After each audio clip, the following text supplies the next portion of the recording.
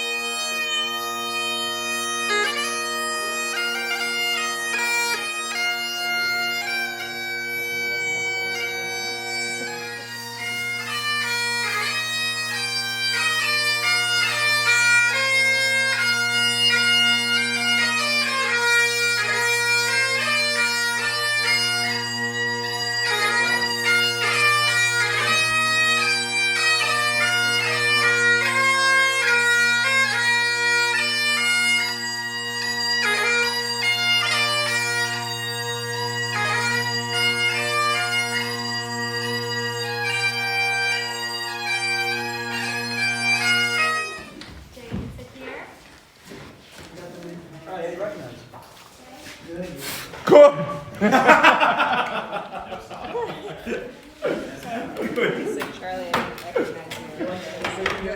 Yeah, that's a nice look. That happens to be a nice look. That's fantastic. I can assure you of that. It is true craft. Indeed, it is true craft what we do. Aye. Retort, please. Fooey, fooey, fooey. For the right honorable gentleman says that he only selects the finest of grain from all of the great swaths of North America. Brandy, on the other hand, Bhakta Armagnac brandy, is produced by farmers who have nothing more than on the average 50 acres of cultivation. Small family farmers who have been cultivating for centuries, sir. Their product is from thousands that we have collected. Our product is from thousands of small farmers in a sleepy corner of France, whose honor I will not allow you to impugn. For the United States of America exists because of the great, ancient, and brave French Republic and its monarchy which preceded it. And it was France, sir, that fought so many battles and ruled all of Europe, while England was a little upstart. Now, on the point of craft, Mr. Speaker, on the point of craft, Mr. Speaker, on the point of craft, Mr. Speaker, we indeed have something which the Scots, with their mighty behemoths, controlled by large global corporations, buying from the terrible and evil Monsanto Corporation, and the like. We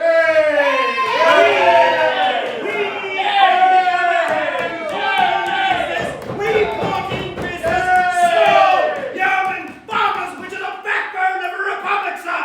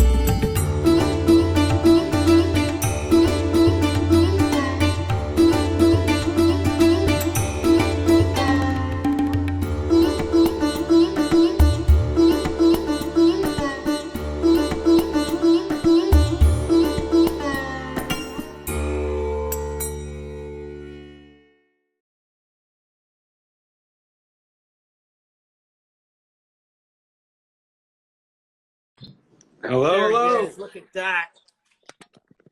How you doing, Raj? You're looking pretty cool there, my friend. I was wondering how to match your coolness. So, you know, I Oh, couldn't here think we of any other go. better way. Here we Sunglasses was go. the only way. Here we go. Good to see you. Good to be here, buddy. So, I've never done this. You're taking my Instagram live virginity here, my friend. First time for everything. And are you, do you consider yourself a little techie or more No, basic? no, I'm what you would call a Luddite, like, you know, lagging years behind the trends and not particularly a fan of technology. I would have been the guy who didn't like the locomotive and said, you know, the good horse and buggy with the old horse and buggy was good enough. So what are you gonna do? That's why I'm into old Brandy. You know, I'm an old soul. I like all this history and stuff like that. Yeah, you know what? That's a very great point. With what we're going to talk about today, there's a lot of great history there. And it's pretty amazing once you really just take a sip and think about, you know, all the years that go in that barrel. That's amazing. Absolutely. So, guys, welcome. It's 8:30 officially. Tonight's Boys and Jazz here. We have a very, very special guest. Probably, and no offense to any guests I've had before, probably the most special guest I've had on my Instagram before. From before. And Raj Bhakta is here from Bhakta Farms, Bhakta 50, and the maverick behind Whistlepig Whiskey, the guy who created. You really nailed the pronunciation, Jazz. I have to. Yes, you know. Yes. I am excellent at the last name pronunciation for you. Very good. I can't do the Irish part, but I can do the Indian part. Welcome, everyone. So we got Raj Bhakta here. He is the founder, creator of Whistlepig. I believe he's not involved with the brand anymore, but he's on to some other projects. We're going to be talking about his newest project, Bhakta. Raj, welcome. Great to be here, Jazz. Great to be here, buddy. That's a hell of a collection you've got there behind you. Yeah, you know, about 1/3 of my collection does not sum up to the age and beauty of the 50-year-old which goes into Bhakta. You know, I think you're actually right, to tell you the truth. That is a true statement. I got a lot of 8-year, 12-year, 15-year-old back there, but yeah, it's tough to match up to that one for sure. So Raj, you know, people watching, they know of you possibly, but you know, maybe they don't know as much about you as I would like for them to. So tell us a little bit about yourself and your background. Sure, I'll start, Jazz, if it makes sense to you, with how I got into the liquor business. Which was totally by chance. Back in, well, I'll take it. So in 2004, I was working in the family business. My father is an Indian hotelier, and you know he was, let's just say, I had a hotel in Vail in Colorado, and it's a ski town, an expensive ski town. He's operating hotels in a whole bunch of different places, and he's like, why are you paying people $15 per hour? You're throwing away my money, you know, giving me like full shit, frankly, all the time that he's raised some spoiled white boy and I'm just throwing away money and he's forgotten how the money is made the hard way. So I want to get out of the family business, right? He's killing me. And there was a TV show called The Apprentice at the time, and a friend calls me up, and I'm living in Vail. And by the way, the backstory on Vail for a second, it's a ski town. There are like 7 guys to every 3 girls, which means that if you're a single guy in the town, the odds are horrible for you. So as the 27-year-old single guy, you know, my love life is going very badly. can't stand working for my dad. My friend calls me up. He goes, "What are your two biggest problems?" I'm like, "Well, the girl situation and, working with my dad." And he goes, "I got the perfect solution to both." He goes, "Go on The Apprentice. Your dad's going to think it's great, and being on TV is definitely going to be good for your love life. It's the biggest show on TV." And I said, "You know what? I'm a serious guy. I'm not going to go into some TV game show." But I thought about it, and he had a point. And it got me my peace with honor exit. I got out of the family business, went on The Apprentice, which was actually a tough show to get onto at the time. It was season number 2. The first season was a hit. I made it on. And then, you become instantly famous, which is, by the way, an interesting thing to see how people react to that. But let me get to the liquor business here. So basically that TV turned into some political commentary on the cable news networks, and then a race for Congress. I lose the race for Congress. Very bad year for members of the Republican Party in 2006. And I'm depressed, so I can't win a TV game show, The Apprentice. I can't win a congressional race. And actually, then I went to India. So you remember Steve Irwin? You remember the crocodile hunter guy? Yeah. He had just died, and I thought it would be really funny if there were an Indian guy, doing the crocodile hunting and this stuff, with the head bobble and the like. I thought it would be amazing TV. So I went all through India trying to find the Indian Steve Irwin. I can't find it. So that's number 3 strikeout. And I figured the it's country's pretty got easy to hunt for crocodiles sitting on an elephant. Right. But country's got 1.4 billion people, Jazz, and I can't find one guy. So I can't win a TV game show. I can't win a race for Congress. I can't find Steve Irwin in India. So I figure we got a little accompaniment here. I figure I'm becoming a loser, right? Ethan, how you doing? Hi, Ethan. He's a ham, everybody. Dad. And this is my swimsuit. Oh, your swimsuit. Okay, wave hi. Hi. Okay, so let's get to where was I? So I buy the farm in Vermont. That's 2007. I figure I'm going to go up there, wait till Jesus talks to me about what I should do next. Very romantic idea, sitting on 500 acres. Then the economy collapses in 2008. So now I've got no money. I'm broke on a farm, and I'm wondering what the hell I'm going to do. Friend of mine, long story short, tells me to look at a company called Vermont Vodka. I looked at the vodka business.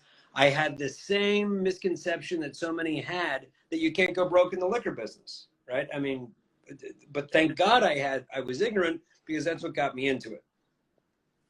And then I did Vermont Vodka. I didn't really like the business. I didn't like the supply and demand dynamics. I then looked at a company called Tuttletown.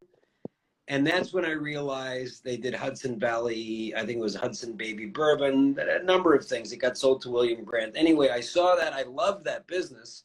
I love the model. I always dreamed of being in the whiskey business, right? But I didn't figure, I knew, and I loved high-end whiskey. I've been drinking high-end whiskey all my life.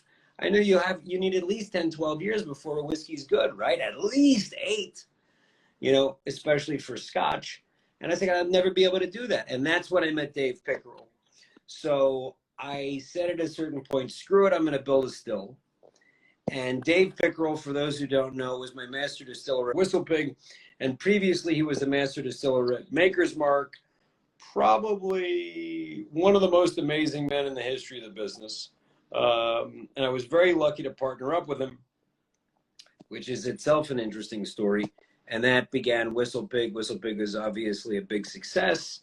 I sold it last year, and now I'm doing my magnum opus that I'm putting my name on, which is Bhakta, and it's a 50-year-old Armagnac brandy finished in Scotch casks. No, that was great. That summarized 3 or 4 points that I was going to bring up. You're a great storyteller, which we'll get to later with this beautiful book that you've designed in the Bhakta 50. Great story, kind of summarizing your journey to make Bhakta 50. This is phenomenal. We're going to talk about this in a second. I wanted to touch a little bit on the point of you selling yourself a little bit short really quickly about talking about Whistle Pig. But Whistle Pig at the time, when you created it, there was no craze for rye. Ryes were kind of almost looked Yeah, down upon. rye Not was like interested rye was like your broke, dumb, drunk uncle's drink, right? I mean, rye was not hot, but I sensed that it had, and it's the same thing with Armagnac, by the way. And I think, by the way, rye was an up and coming. If rye was, let's say, a 5 on the potential scale, this is a 10, and I'll tell you why. But the in essence, this is the same sort of thing. I love finding old, underappreciated, unappreciated gems, and I get a kick out of it. I don't know, I'm an old soul, you know, and I was always, when I was a little kid in Europe and I would go through the castles, I would imagine what the kings and the queens were doing at the time. And, you know, I've had this love of history. And I particularly am a romantic in the sense that I like finding things that were once glorious, or potentially glorious at least, and then bringing them to the fore. And I saw that with rye, because if you want to drink whiskey, right, rye has got more flavor than any of the other types of whiskey, native to its grain type. I saw that, I knew that, I realized as a whiskey drinker, you know, before my time, first underage member, I think, of the American Bourbon Society, right? So it had been a long time since I'd been drinking, and I'd gone from bourbon to, never really got into rye, and it was not until Tuttleton I did bourbon, all the different types of bourbon, all the different types of scotch. And so I saw rye as having a big potential, and, you know, frankly, it was a huge success. It is a huge success. And it wasn't an easy journey. I know you went through a lot of hoops, a lot of struggles. You know, if somebody Googles you now and WhistlePig, so much interviews, so many different things come up. What was your lowest moment in building the WhistlePig? And what was your, you know, you went home and like, wow, you know what, I did it moment. Do you recall? No, it was at the moment that I started WhistlePig, the moment I did the partnership with Dave, which was December of 2009, I never had a single doubt that it was going to be a success. But the low moment came, like, I would say 3 months before, like, really pulling it together with WhistlePig. I was, 34 years old. I was dead broke. I had raised some money for the vodka deal. We're in the middle of a terrible recession. I ran through that money on the vodka deal, had nothing left, and I realized that here I am with grand ambitions as a child, 34, dead broke, with nothing to show for it but a broken down farm. And it looked pretty bad because I had no credit, not in the sense that the credit markets were frozen. I'm on a lake and you're listening to some of the kids run around, and it was just, that was a dark time. But the moment I found the juice through Dave, I knew I had a famous master distiller. I knew I had a magic name. And then it was just like a rocket. It was riding a rocket afterwards. Now, of course, there's a lot of hard work in making a rocket launch happen, right? But it was off the ground. Of course, I learned a lot. I mean, I learned a lot of, like, you know, be careful who you partner with, most of all in business. Partnerships in business are basically have all the challenges of marriage without the benefits of sex. Exactly. Well, my point of son picks that up. he's like, Daddy, my time to go. He said the bad word. Yes, the X word.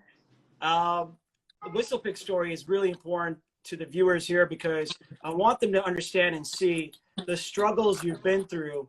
And, you know, you were not spoon-fed. You went through lows, ups, highs, downs, and you created something when no one really was thinking about it. It wasn't a category when you started. It became a category partly because of you and the success you had with WhistlePig. You have the vision to be able to see down the future and take something and create something. And I think that's something you really learned from WhistlePig. Now you're going to apply to Bhakta, and knowing what you know, all the struggles, I think it's going to the success is going to come quicker. So let's talk about Bhakta. Tell us about Bhakta. Well, Bhakta fish.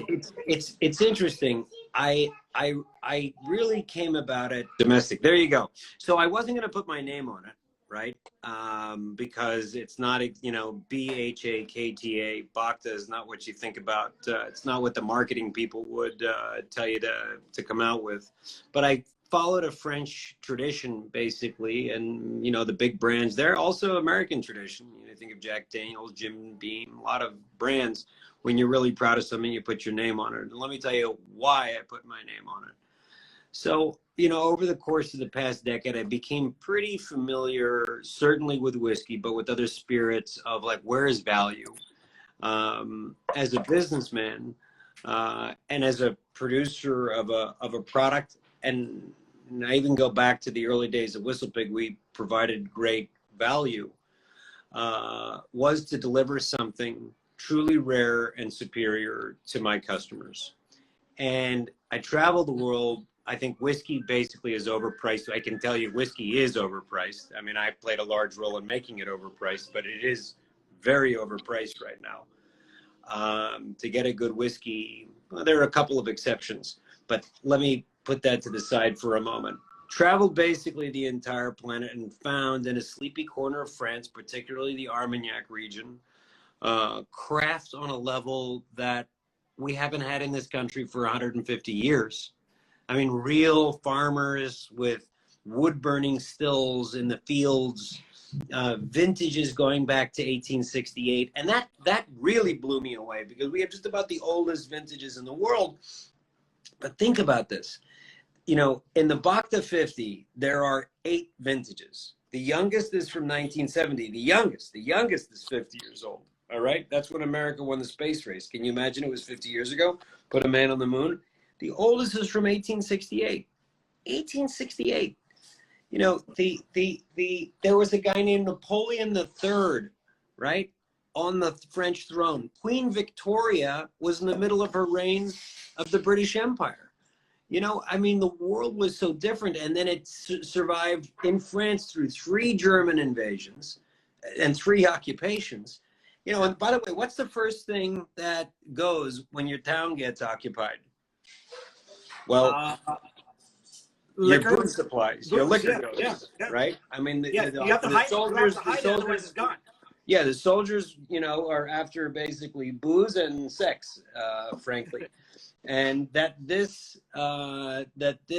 survived all of that is just itself an amazing piece of history. And then the taste. So when unlike cognac, which is distilled twice, this is distilled once. And here's the interesting thing, Jazz. It's a rougher distillate when it's young, but that same stuff that makes it rough when it's young is what gives it such character and boldness when it's really old. So you need a rough spirit, so to speak, when it's going into the barrel if you want to age it for a really long time. But the result, and I think of the racehorse with this, right? It's the crazy, nutty racehorse. It's got way too much energy. It's kicking the stalls. It's going mad. But if you can actually discipline that horse and you can get it running down the track in a good way, that's the champion, right? And that's what Armagnac is. And it's just a true, here's the interesting thing. Armagnac is actually an agriculturally rich region. The people didn't need to go anywhere, right? I mean, and a lot of times there's this overpopulation in Europe and in many different places where the people had to leave. And it was sort of true in cognac. There were these immigrants that came in, and it was an Irish guy's Hennessy, right? Which is the biggest brand. They didn't have much money, so they needed to go, and they were next to the trading city of Bordeaux. So cognac blows up. Armagnac remains in a sleepy corner, and they keep stocking it away. And the savings supplies of all the farmers in Armagnac, it was their old Armagnac supplies. So there were actually stocks. Now, all of the stocks of all of Armagnac in the world is tiny. It's less than how much Jack Daniels gets drank in a day. So it's relatively nothing, but it's enough to bring people into this, into this region. And there are 4 things. And these are 4 things to remember that really drive me, and then about the brand. And I think that are truly the pillars of the brand. It's rare, and that's implicit in a 50-year age statement. Only 38 barrels, but you know it's clear. 38 barrels, 50-year age statement. This stuff is rare. It's exquisite. You've tasted it. You've got it. I'll let you talk about that in a second. It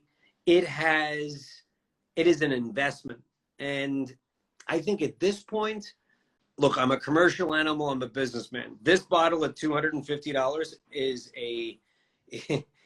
it's going to be worth 10x, you know. And I go back to releasing the 111 and the early Boss Hogs at Whistlepig.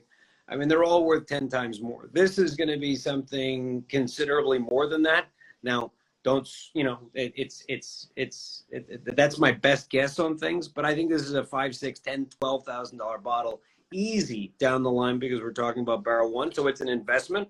There aren't many things that you can buy that are in the world of liquor that are going to go up. You don't do that with bubblegum flavored vodka, obviously. And this is something very important to me, this brand has a mission, and the mission is revival, because I think we need that in this country right now. You know, and we gotta get past all this division and hatred, and we gotta get back to life. We gotta get back to, you know, forward momentum. For me, it's rural revival. I think it's a great time to get out of the cities and move to the country. I'm happy to talk more about that, but, you know, tell me, look, I can look at your liquor collection back there. I'm very biased. What did you think of it? What did you, I mean, you were there when we were tasting some of the component blends. So talk to me, talk to your listeners. You know, people who know me know that I also drink cognac, brandies, Armagnacs. And one thing to point out for people who are not aware of that region, the reason cognac became so popular, and it is the #1 in the category of brandy, is because they're located very close to the ports. So anything that's close to the ports basically gets shipped out throughout the world. And that's the reason why cognac became much more popular. 3.5 hours drive. Back then it was a lot more. Now 3.5 hours drive down south is where Armagnac region is, but it's not as close to the port. And because of that, cognacs became so popular, and that's why we see a lot more cognacs and became a big name as far as from that region goes.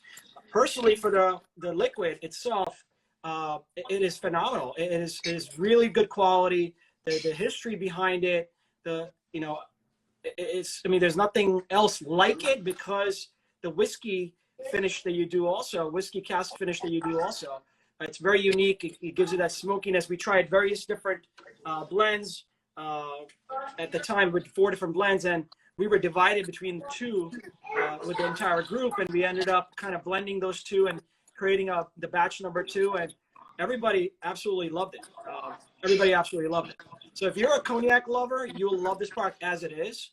But if you're a whiskey lover, you'll love it even more, because it has those hints, those nuances that give you the finish of the smokiness from a peaty whiskey. It has that in it, especially if you put a little bit of water.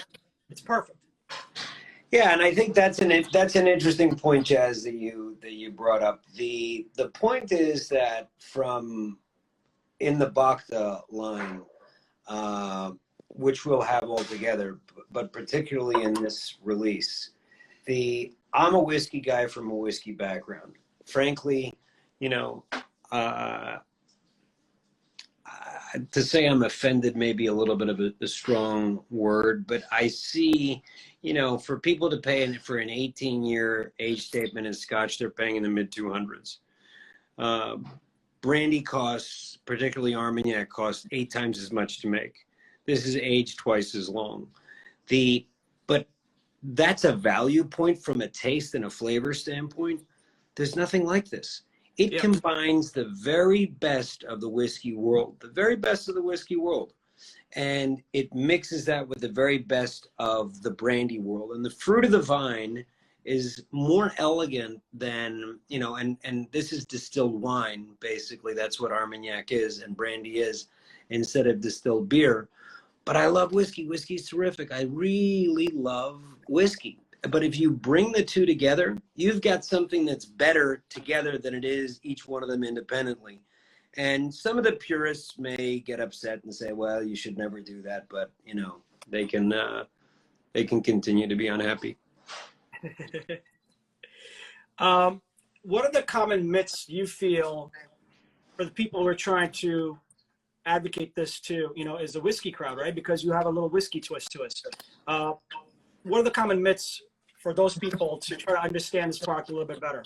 For a lot of whiskey drinkers, you know, they've tried the various bourbons. And frankly, if you tried a lot of whiskeys in general, bourbons, rise, you've tried a lot of young craft, underage stuff that, you know, probably you overpaid for, frankly.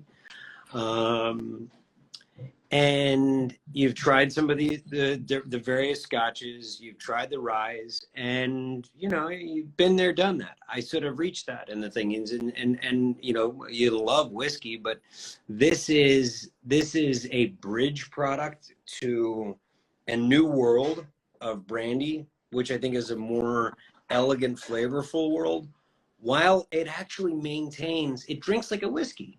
It really drinks like a whiskey. And what are the best attributes of whiskey and spirits in general? I'll say, you want to combine very high levels of character with very high levels of smoothness, and they're normally inversely related, right? You get a lot of character, it's not very smooth. He's got something very smooth, not a lot of character. By the way, this is true in people, right? Generally a big character is not a very smooth guy, right? Now let's say you're looking for a best friend or somebody to sit next to on a flight to China. You don't want to sit next to a totally boring guy. Yeah, You want to sit next to a guy who can't shut up the entire time, right? Yeah.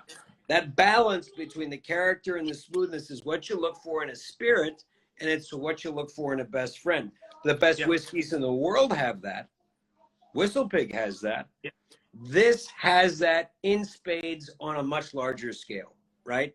So you want to talk about rarity, we've got more rarity. You want to talk about flavor, we've got more flavor. You want to talk about value, no one's delivering greater value. I put my mother into it, right? So I got her 10 bottles of Barrel One just as an investment, right? So I believe that totally, to the point that I put my mother in it. And you know, if you're an optimistic person, this message of revival is key, and we're doing it. We're creating jobs in America. We're creating jobs in rural America. We're planting vines in fields that used to be fallow.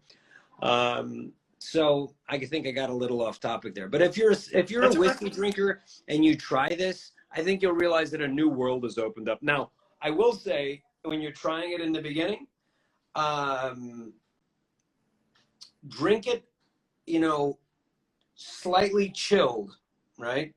And take a tiny sip first, because if you gulp it in the beginning, which by the way, it's 50 years old, so I mean, don't gulp it in any event. It's pretty rare. You caught us taking a shot of it, right? You caught us taking a shot of it at the farm over the weekend. Yeah. You're like, oh God. Yeah. It's forgiven. It was America's birthday.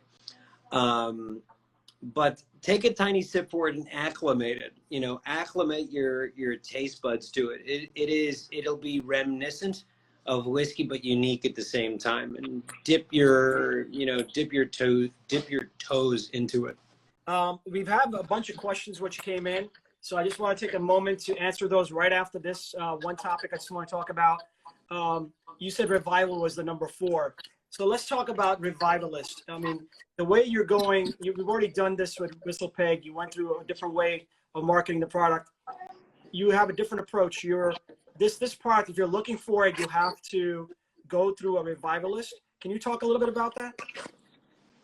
Yeah. So the revivalist program basically was put together for a couple of reasons. Is that I wanted to work with people who really knew whiskey, who had a constituency of following in whiskey, because I think we've got a message to the whiskey drinker that there's a better alternative. In terms of, you know, for the general, when I mean general public, this isn't really the general public we're talking to here, because it's generally people who are really into spirits. Absolutely. The revivalist program basically is through revivalists, of which you're one. You get access to special vintages. You can come visit the farm, participate in our parties, which we have. It's actually, you know, in rural America, you can have a party still. It's a Playboy Club for whiskey enthusiasts. That's right. That's right. I know. In many ways, it is. In many ways, it is. So the Revivalist program, basically through Revivalists, you have special access to our vintages going back to 1868. I can tell you in the United States of America, we have the oldest vintages. We have the oldest stuff in the country. So it's a spirit lover's dream. And you're having, your father's having a birthday. It was 1955. We'll get you a bottle. We'll get you a bottle at a great price. You have full access to the vintages, our property. You can do that in Florida, in Vermont, or if you're over in Europe and France. And that's only through Revivalists. So how does that work? If somebody's looking for a bottle, they reach out to one of the Revivalists, and basically we point them in the right direction. Yeah, so you direct, like for example, if you're listening, for Jazz, tonight's Poison, to say, listen, I know barrel one is sold out, right? We've put a couple aside. Sold out quick. It was basically gone first day. We have a couple aside. I'd really like a bottle of barrel one. Direct message Jazz. Jazz will send in the request and why, you should get it. And you can get things like that because he and other Revivalists have a direct relationship with me, right? And that can, that gives you front of the line for new releases, like the 35-year-old, the 18-year-old, your birthday vintages. But thanks for bringing up that point, Jazz. I forgot. So basically, they're the gatekeepers. The Revivalists are the gatekeepers to the stocks, the special stocks. They're really all special, but the special stocks. We have some questions. We're going to take a few minutes to just answer some questions because they're coming in, and we don't want to eventually run out of time. So the questions should pop up on your screen too. I see them. So how will you produce well, product when the aged inventory runs out? Great question. Yeah. So that is a great question. So pipeline, look, the key to the business, if you're serious about the spirits business, is you have to build pipeline. I thought I had a long pipeline with like a 10-year-old statement at my previous whiskey company. Now we have a 55 or 50-year pipeline. I can hold that inventory. So right now we've got 38 barrels coming out. That will hold for a while and then slowly start going down. And that's where you're going to see, and that'll be at the same time that demand is going up. So you're going to see prices rise, which is why this is an appreciating asset. So I think you'll see for a long time into the future a 50-year age statement of Bhakta out there, but it's going to become very, very expensive. And then we'll launch a 35-year somewhere in the mid to upper hundreds in the beginning, and that will begin rising. Then we'll have an 18, the same sort of thing, will happen, which is why it's a great time to get in now, put a group together and buy.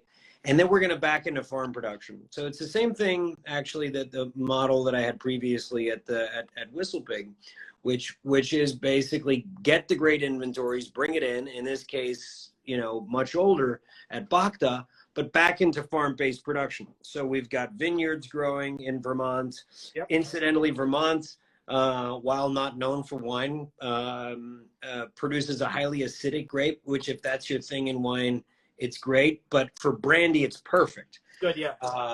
So we'll be backing into the farm, an estate product, which we'll probably put out when it's about what they call a Napoleon age.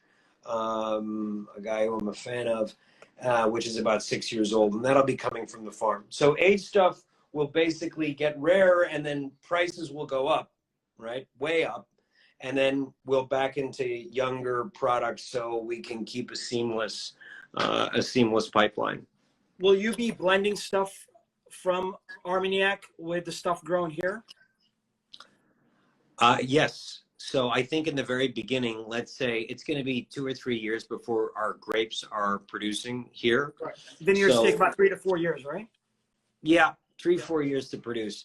And then after that, we'll at least put it in for a couple of years, and I'll probably send it to Florida and put it into Nook because aging is much faster in the heat. But yeah, we'll start blending in our older stock so we maintain a very high quality product, because you can't put young juice out there and expect it to be great. You just can't. But young juice adds a nice fruitiness to a blend. Yeah. We got some more questions here. We'll continue with the questions. Another good question. The You kind of touched on that already. Mossy But Muse is getting the questions answered. he's also an avid whiskey and cognac drinker. Good man.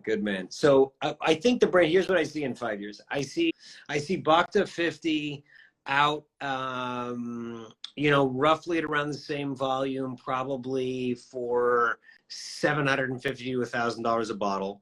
I think we'll have a 35-year out that's around $300-400.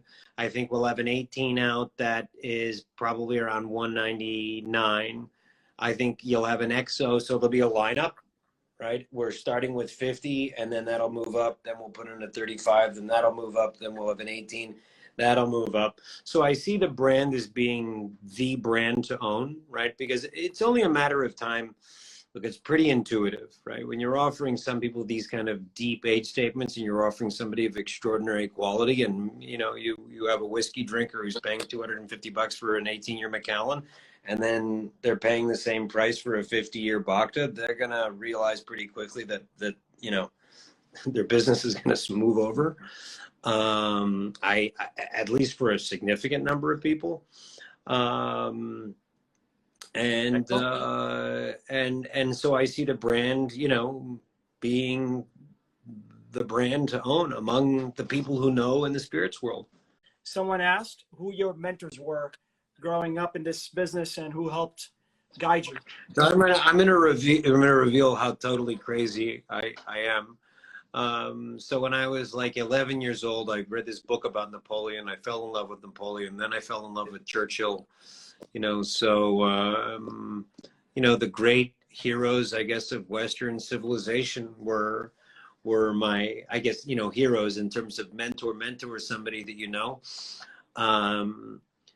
people who really, there was one individual, a guy named Charlie Marinoff, who really mentored me through the liquor business. And he was then the CEO and chairman of a company called Charmer Sunbelt, which is now Breakthrough, and he's co-chairman of that. He really gave me, because when I was getting into the business, a lot of people told me that you don't understand this business, it's different, you don't know what you're doing, it's a particular thing. And I would go to Charlie, who was a big guy, a very big guy in the business, who would take the time to talk to me. He was the biggest. He was the top two in the country. Yeah. Right? There was Southern Glazer and there was Charmer Sunbelt Group, right? The top. So he was the top two. And he would take the time to talk to me. So he was a really helpful guy to me. Dave, very humble guy. Very wonderful human being. Charlie Marinoff. Dave was very helpful to me. Dave knew the business. Dave also gave me confidence because he had been there through the mark. He arrived at Maker's Mark when it was 100,000 cases. He left when it was a couple million cases. So he saw all of that. And a lot of my ideas were unconventional, and Dave was very supportive of that. And you need that, because I didn't know about this. I mean, hell, I didn't even know if the distributors were all still mafiosos or not, and they might pop me or whatever. So really, I mean, I'm not, you're laughing, but I'm not, I didn't know. It's true. It's funny you mentioned that, because as and we're my father, talking about and my breaking into the industry, it's any major industry, it's almost like a mafia control. It's tough to break in, and then people tell you, "Oh, you don't know anything about this," because they know you're a small guy trying to make it big, and they try to put you down. But you never gave up, and because you're an out-of-box thinker, you found a couple people that supported you, and here you are today, which is amazing. Never give up, right? Persistence. That's right. I mean, that's one big thing. And look, it's depressing. You pick up the newspaper. I was going to say, you pick up your telephone. There's a lot of depressing news. So I think people should just turn it off and have a drink, and come up with optimistic visions of their future and start marching in that direction. Got a couple more questions for you. I'm not sure if you want to answer all of it or not. There's certain things, yay or Okay, nay. I'll tell you what. We'll try to do this fast, all right? So we get through a lot of these. Why Isla and what Isla Cask Distillery? So why Isla? The combination. Farmer in France had lost a bet with somebody in Scotland who somehow he ended up with a barrel. I think it was in a Bunnahabhain barrel. The farmer put his Armagnac into the Isla. He gave me a taste of it. It was a eureka moment. I love the combination of sweet and smoky. That's why Isla, we have a combination of Isla casks. So, you know, you've got the usual suspects. You've got, you know, you got the Lafroig, you got the Lagavulin, a lot of the pieces that go into the Johnny Walker blends are from those places. Some of the Bunnahabhains are smoky and represented. We've got pretty much, we've got all the casks from most of the known players in the Isla region, which is what produces for those, you know, few people who don't know, the peaty, smoky scotches. And by the way, incidentally, in the future, I think we'll have other whiskeys as well. Yes, and to answer this other question is the Isla cask can overpower the delicate Armagnac notes, which is why you should make it fast and not use an extremely heavily peated barrel. Fantastic. Let's see. I have some other questions that I was fielding for the last day, the last 24 hours that people sent me directly. Single Malt Walt, great account, a leader out in UK. He's asking, what's the plans for this brand in Europe? You know, I think, you know, if we go anywhere, it'll be in London. It'll be in England, the United Kingdom. And, you know, there's a lot of great whiskey lovers there. And I have a couple of great partners from, you know, my previous whiskey days there. And we'll be working with them. And, you know, and new people. But I think, you know, first we got to take care of job one of get things going here. I would say within the next year we'll start, you know, some activity in London in the UK. Awesome. And somebody else asked, what all places did you explore during your, you know, after Whistlepig and touring the world? In India, what places did you tour? Because you went around to different countries. Yeah, right? I particularly spent some time. You didn't land on Armagnac. You landed on Armagnac after visiting the places. So India, a number of places, had a really good time at the Paul John distillery. Great product, very good people. Spent a lot of time in Scotland. One of my good friends and business partners is a unique maverick guy out of Glasgow. He's got tens of thousands of unique barrels from also all around the world, so spent a good amount of time there. Of course, any of the usual suspects of Ireland and Japan, the whole Caribbean, you know, rum tour. Even in the Philippines, you know, pretty much if there was old spirits, I was there. And I will tell you, it was not even a close matter when it came to Armagnac. It wasn't even like, oh, should I do Armagnac or, you know, Japanese whiskey? It was not even close, because it's about value. Awesome. I want to talk a little bit about the packaging, because obviously you have a fantastic packaging. What inspired you with the packaging, and how did this come about? And obviously you have a beautiful box that it comes in.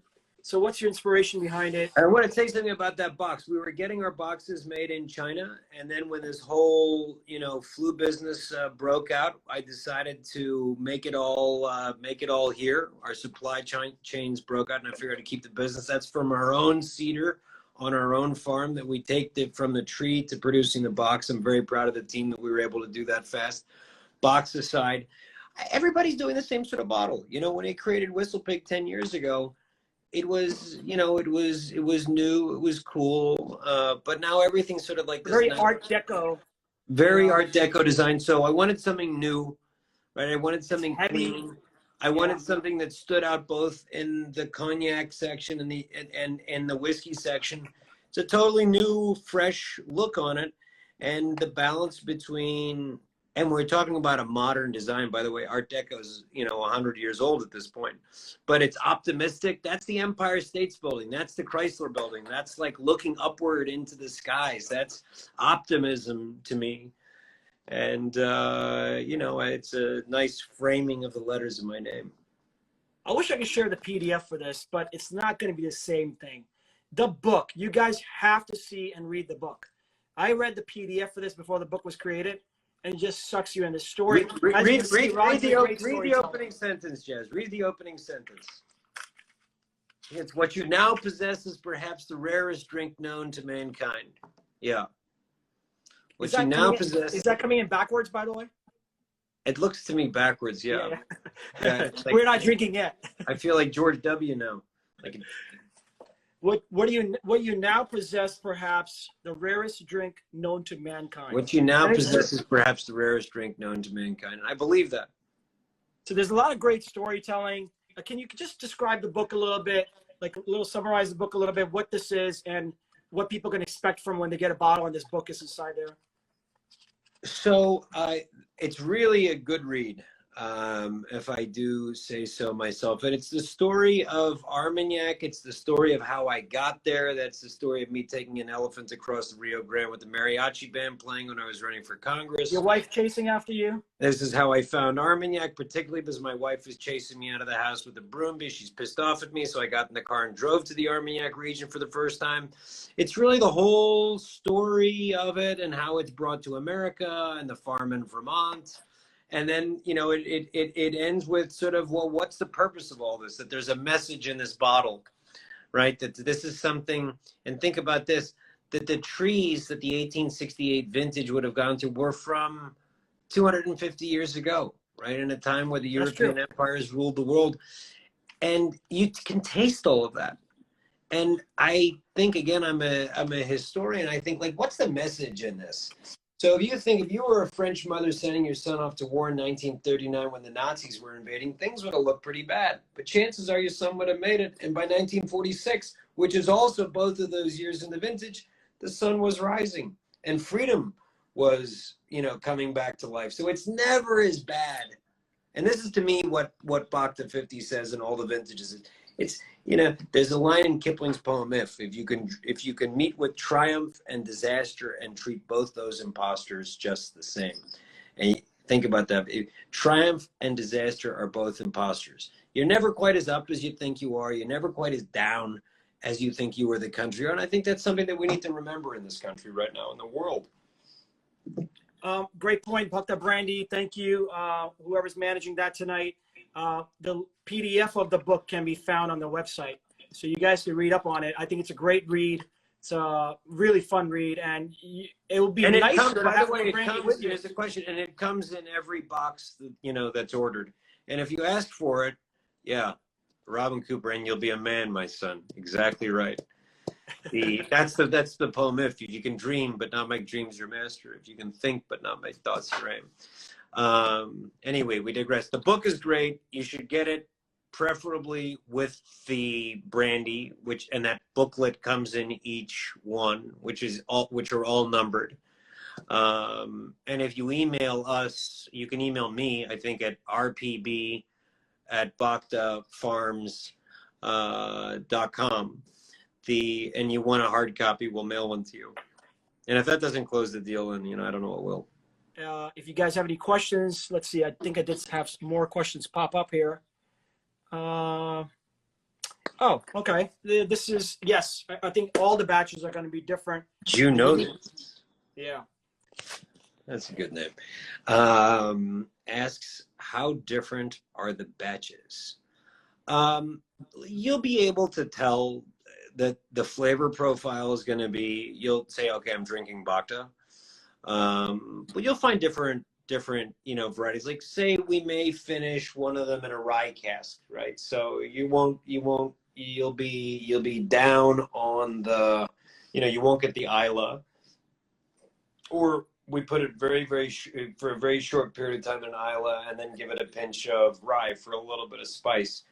It'll be minor nuances, which is why each barrel itself is a collector's item, really, because they're all going to be excellent, but they're all going to be modestly or slightly rather unique. So, the ideal would be to get. Yeah, that's a lot of money now that I think about it. But if you had one of all 38, I mean, that's a hell of a collection. Yep, absolutely. Somebody's got a good question in regards to just operationally. Right now, you guys just launched over the weekend. Actually, you know what? Tell us a little bit about the weekend that we just went through. It will speak to being part of the Revivalist. And once you guys start purchasing a bottle, you guys start coming in the network, you'll be able to experience these type of things in the near future. Can you tell us a little bit about what we did at this weekend? Yeah, so we had a target to launch on the 4th of July, which we kept despite the flu season we're in, the horrible flu season. And we had a couple of select folks come up to the farm to help see the place. These are the revivalists, who you can, they can identify themselves and you can direct message, who came up to basically see what we're doing and participate in the finalization of barrel 2, in effect, which is coming out. And the debate really centered around whether we wanted more or less smoke. We had like a parliamentary style, like hollering, screaming debate between both sides of whether it was more or less, smoke. But the idea was to give these guys a feel for the brand and a feel for the product, and bring them into the Bhakta farm in Vermont and get a taste of the various profiles. And this is what's available to you through the Revivalists. If you want to get a group of people together, come up, and be our guest. So I will say one thing in regards to that, and there was a thought that I had after the Zoom meeting we had yesterday. I do something once a year. It's about the community. It's about networking. It's less about business. It's less about networking for your benefit. It's more about sharing your passion. I do this once or twice a year. And this year, because of the COVID situation, it got died out. I was supposed to go to Japan also on a distillery tour. But in the near future, hopefully in fall, September maybe, I would love to get a few people who are whiskey enthusiasts such as myself, people who follow me. I have a good network of those guys to come up to the farm. Obviously, we can't have 20 people, but a select group. I would love to have them come up to the farm, check out the whole operation, and try and talk about your product. And everybody brings different whiskeys and different cognacs from around the world, and we kind of share the passion and we learn together. No, we'd be happy. We'd be happy to host.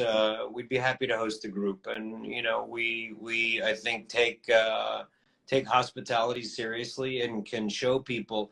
Look, and here's the thing: you can buy your spirits from some big nameless, faceless corporation that throws up a bunch of marketing mumbo jumbo, and that's basically 95% of spirits companies. Now, you know what? Let me say, the interesting is that some of those big companies produce absolutely fantastic products. That are basically soulless, gigantic corporations. On the other hand, you've got like some mom and pop shops that are producing, frankly, not so great stuff. But the interesting thing that we do is that it all goes back to the farm, right? There's a family, there's a person. It all ties back to the farm, and anything that I'm involved in, whether it's the Bhakta Brandy project, whether it's the rum that we're going to be putting out that's coming from the ranch in Florida. That was going to be my next question too. You have some great projects. Besides, if you're part of the Revivalist, if you're part of the team, if you own a bottle, you have access to all this information. You're working on a couple of different projects in the next couple of years. Yeah, so I mean, I love rum. We've got a ranch down there in Florida. We're growing the cane. We're starting to produce it. I've also bought some beautiful old rum, and I really, I mean, I put my name on Bhakta.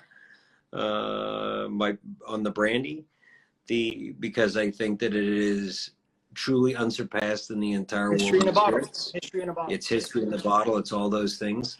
But I'm a big believer in rum. I continue to love whiskey. I think with respect to whiskey, world whiskeys is going to be the future. What's the best whiskey in the world? Well, it's a combination of the best whiskeys in the world, like, you know, the planet Earth, Ireland, Scotland, America, Canada, India, Japan, to name a few. But all the products should tie back to places, and you should know who you're buying your products from, and go visit the places and go see them and see the person, behind it. And, some people think I'm an asshole. You can think I'm an asshole, don't buy it from me, but at least come and know the person and know who you're, know who you're buying from, know what they're about. And I can tell you one thing, and we can, wrap this thing up.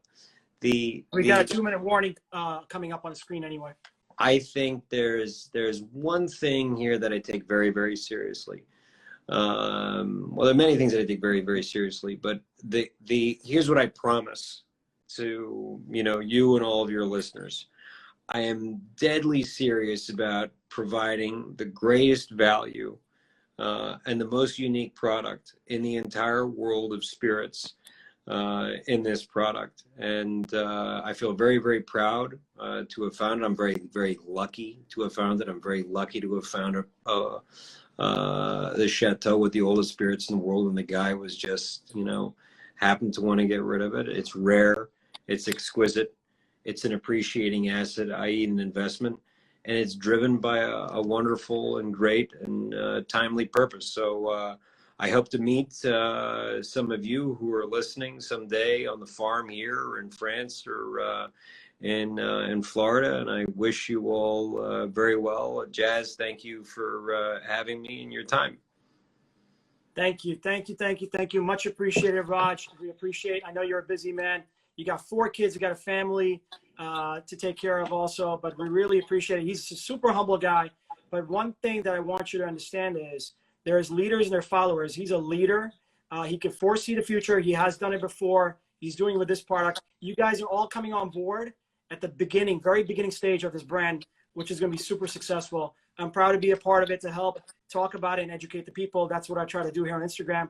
Thank you so much. 5 seconds of counting down. Raj, thank you from the bottom of my heart. Wish you the best of luck. Thank you guys for joining.